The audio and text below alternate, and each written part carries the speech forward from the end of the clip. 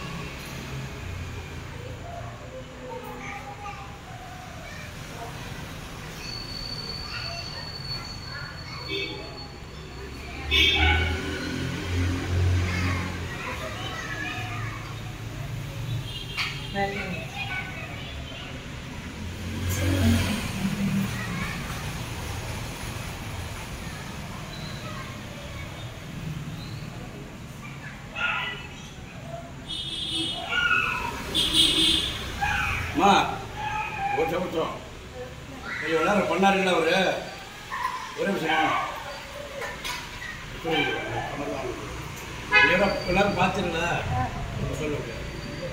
நம்ம என்ன செஞ்சிருக்கோம் அப்படின்னா ஒரு மனிதனோட 27 நட்சத்திரம் 9 நவகிரகம் இருக்குது. அந்த 9 நவகிரகத்தில் அப்போ ஒவ்வொரு கிரகம் நம்மளோட சூழ்நிலையை நம்ம ஆயுசு முழுக்க ஒவ்வொரு கிரகம் நம்ம கொண்டு போயிட்டுருக்கோம். அதனால் அந்த 9 கிரகத்தை நம்மளை உடம்புல இருக்கிற பிரச்சனையை தீர்க்கக்கூடிய இந்த கல் ஒரு கற்பகத்தை அந்த அவங்களோட உடம்புல இருக்கிற துணி ஏதோ ஒரு துணி எடுத்து இல்லை 9 நவகிரகத்தோட துணி ஒரு பிட்டு எடுத்து அவங்க கையால் அந்த துணியை வச்சு அதை கல்பனம் படுத்தினா இந்த கோயிலை பொறுத்துற கல்பனம் இந்த எரியிற கல்பனம் துணி எரியவே எரியாது.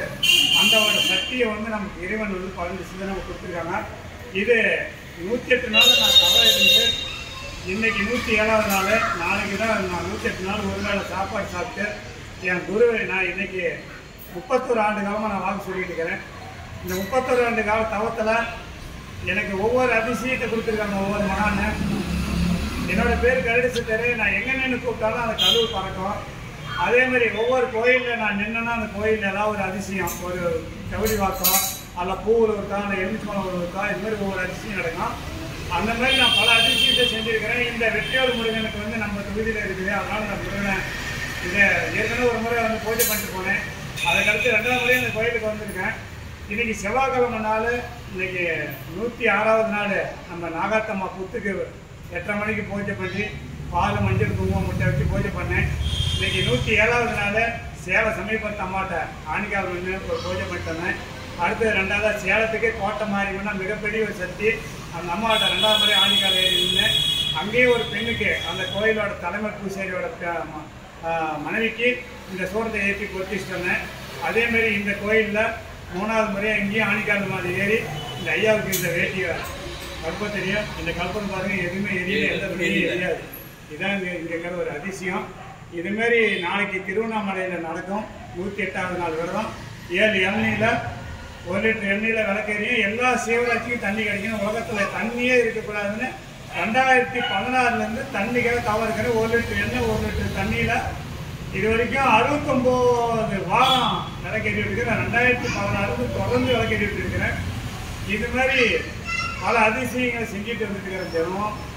அதேமாரி நம்ம செய்கிற அதிசயங்கள் ஒவ்வொரு ஏரியாவுக்கும் ஒவ்வொரு அதிசயங்கள் நம்ம செய்யணும்னாக்க போன வாரம் பிரதோஷத்தில் நமக்கு சிறுவில்லிபுத்தூரில் ஒரு அவார்டு கொடுத்தாங்க. சிறந்த சேவகர் அப்படின்ட்டு ஒரு அவார்டு கொடுத்தாங்க. அந்த அவார்டு எடுத்து இன்றைக்கி நம்ம பாட்டு மாதிரி இன்றைக்கி வைக்க நினச்சிருந்து என்னோட டைம் 10வது நாள் வந்துட்டுச்சு.